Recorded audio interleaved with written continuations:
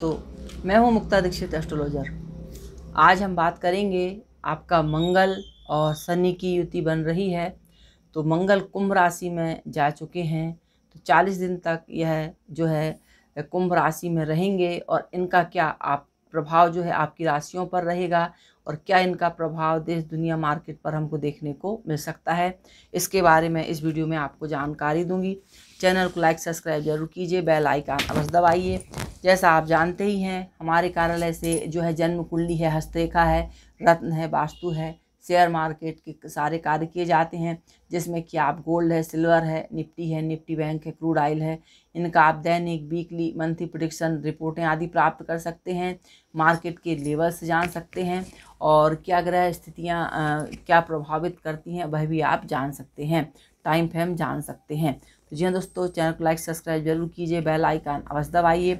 अब हम देखेंगे कि मंगल ग्रह का जो परिवर्तन है वह क्या असर करता है। तो जी हाँ दोस्तों, मंगल ग्रह एक साहस, पराक्रम, तेज, इन सब के कारक कहे गए हैं और मंगल जब बलवान रहते हैं, अच्छा फल करते हैं, तो व्यक्ति को कहीं से कहीं पहुंचा देते हैं। और यदि मंगल ग्रह खराब हो जाते हैं तो व्यक्ति का पराक्रम, साहस, पौरुष सब कुछ गिर जाता है। तो यह कुंडली के ग्रह स्थिति के अनुसार निर्भर करता है कि आपका मंगल ग्रह कैसा है। और यहाँ पर जो मैं आपको प्रेडिक्शन दे रही हूँ वह लग्न के अनुसार दे रही हूँ कि लग्न में क्या जो है आपको असर पड़ेगा। तो जी हाँ दोस्तों, यह राशि फल आपको जो है लग्न के अनुसार देखना है। लग्न के अनुसार मैं आप लोगों को फल बतला रही हूँ। तो जी हाँ दोस्तों, जो है चैनल को लाइक सब्सक्राइब जरूर करें। अब हम देखेंगे कि 15 मार्च से मंगल ग्रह जो है कुंभ राशि में जा चुके हैं। तो और यह 23 अप्रैल तक जो है कुंभ राशि में रहेंगे। तो इन 40 दिनों में क्या क्या स्थितियां बन सकती हैं। तो जी हाँ दोस्तों, सबसे पहले हम राशिफल देखते हैं कि यह जो है 12 राशियों पर क्या प्रभाव पड़ेगा। और बहुत से लोग मैसेज लिखते हैं कि यह लग्न के अनुसार है या राशि के अनुसार है, तो मैं यह आपको लग्न के अनुसार ही बतला रही हूँ, यह बात विशेष ध्यान में रखें। और यह प्रेडिक्शन जो रहता है और अधिक प्रेडिक्शन जो रहता है आपको अपनी जन्म पत्रिका से करवाना चाहिए। तो जी हाँ दोस्तों, सबसे पहले हम देखेंगे मेष राशि। तो जी हाँ दोस्तों, यदि हम मेष राशि की बात करते हैं तो मेष राशि के कारक मंगल ग्रह होते हैं और मंगल जब लाभ में जाएंगे तो निश्चित है कि यह लाभ के आपको अच्छे योग बनाएंगे, क्योंकि इनकी जो दृष्टि रहेगी द्वितीय भाव पर रहेगी, पंचम भाव पे रहेगी और इसके साथ छठवें भाव पे रहेगी। यानी कि यह धन समृद्धि, धन के योग तो आपको बनाएंगे, कार्यों में सफलता भी देंगे, लेकिन कुछ संतान संतति इनसे कुछ कष्ट परेशानी के भी योग आपको बना सकते हैं। कुछ बीमारी आदि में भी आपका पैसा खर्च हो सकता है, लेकिन लाभ में रहने से यह आपको लाभ देंगे। लेकिन सूर्य और शनि दोनों एक दूसरे के शत्रु हैं, तो इसके कारण से कुछ जो है आपको कष्ट के भी ये योग बना सकते हैं। तो इस प्रकार से मेष राशि वालों के लिए, मेष लग्न वालों के लिए जो है मिला जुला असर करेंगे। अब हम देखेंगे कि वृषभ लग्न में यदि शनि और मंगल का जो योग बन रहा है वह बन रहा है आपके 10वें भाव पर। और इसमें यदि हम कारक देखते हैं तो मंगल व्यय और सप्तम भाव के कारक होकर 10वें में बैठेंगे, तो यानी आपको कार व्यापार सभी से कुछ हानि के योग ये बना सकते हैं, स्वास्थ्य को प्रभावित कर सकते हैं। लेकिन दोस्तों, आपको भूमि, वाहन, भवन इनसे संबंधित कार्यों में सफलता मिल सकती है या प्रॉपर्टी आदि की व्यवस्था हो सकती है, आप ले सकते हैं, या कोई विवाद जो चल रहे हैं वह आपके दूर हो सकते हैं। अब हम आगे देखेंगे कि जो है मिथुन राशि वालों के लिए क्या असर रहेगा। तो मिथुन राशि वालों के लिए कारक होते हैं छठवें भाव के, यानी कि ऋण, रोग और शत्रुओं के भाव के और लाभ के हैं। तो लाभ का स्वामी होकर यदि भाग्य में बैठ जाते हैं तो यह आपके सारे कार्यों को जो है बनाते हैं, सफलता देते हैं। लेकिन मंगल की दृष्टि जो है पराक्रम पर रहती है, तो यह आपके पराक्रम को भी बढ़ाएंगे। लेकिन व्यय भाव पर दृष्टि रहने से जो है कुछ खर्च भी आपको करवा सकते हैं और यात्राएं भी आपकी हो सकती हैं, क्योंकि ग्रहों का प्रभाव जो रहता है और दोनों पाप ग्रह हैं, एक दूसरे के शत्रु हैं। तो यदि हम चाहें कि यह पूर्णतः शुभ फल हमें प्रदान करें तो ऐसा संभव नहीं है। अगले हम देखेंगे कि कर्क लग्न वालों के लिए जो है आपके अष्टम भाव के कारक हो रहे हैं। तो कर्क लग्न वाले लोगों के लिए जो है थोड़ा सा सावधानी आपको रखनी पड़ेगी। आपको गुप्त अंगों के कष्ट हो सकते हैं, रोग बीमारियां परेशानियां उत्पन्न हो सकती हैं, और जो है आपके कार्य व्यापार जो चल रहे हैं इनमें आपको नुकसानी देखने को मिल सकती है। शेयर बाजार में यदि आप काम कर रहे हैं, पैसा लगा रहे हैं, तो यहाँ आपको नुकसानी उठानी पड़ सकती है। तो इसीलिए आप विशेष सावधानी पूर्वक आपको कार्य करना पड़ेगा, वरना आपको अच्छा नुकसान हो सकता है। तो यह आपको सावधानी रखनी पड़ेगी। सिंह राशि वालों की हम बात करते हैं तो चतुर्थ भाव और भाग्य भाव के कारक होकर के सप्तम भाव पे बैठे हुए हैं। तो सप्तम भाव पे रहने के कारण कार्य व्यापार में तो ये आपको थोड़ी सफलता प्रदान करेंगे, लेकिन सप्तम भाव में जो है शनि और मंगल की युति हो जाने से घर में दंगल के योग बना सकते हैं।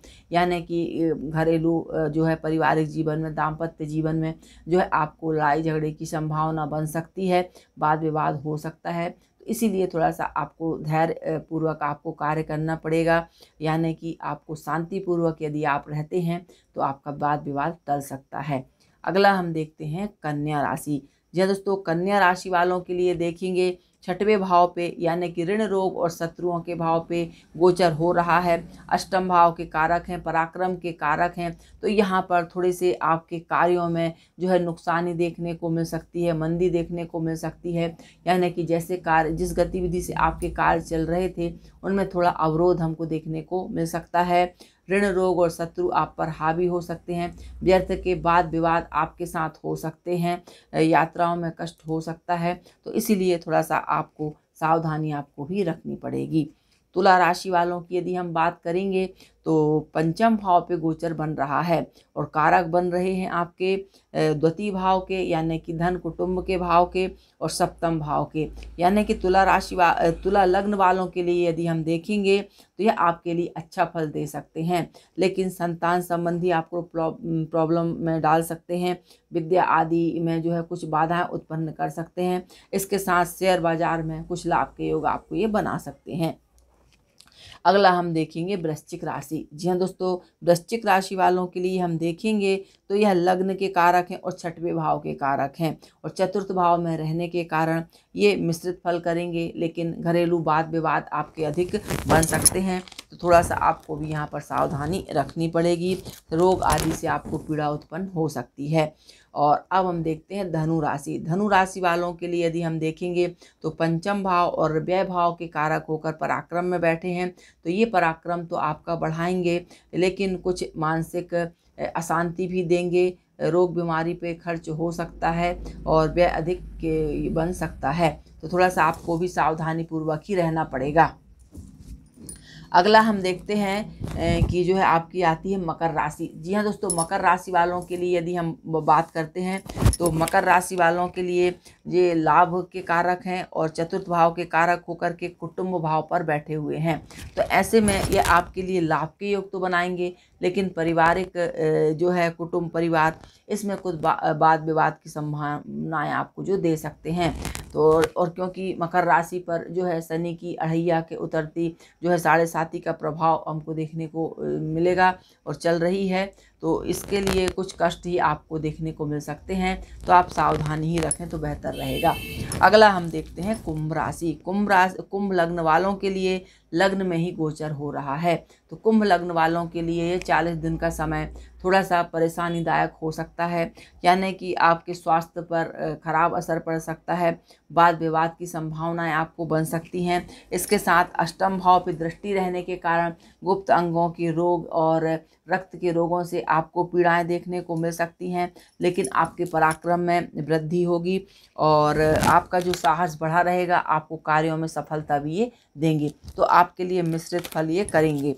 अब अगला हम देखते हैं मीन राशि। मीन राशि वालों के लिए जो है भाग्य और धन भाव के कारक होकर व्यय भाव में बैठ जाने के कारण यहाँ पर आपको धन हानि के योग अधिक बन सकते हैं।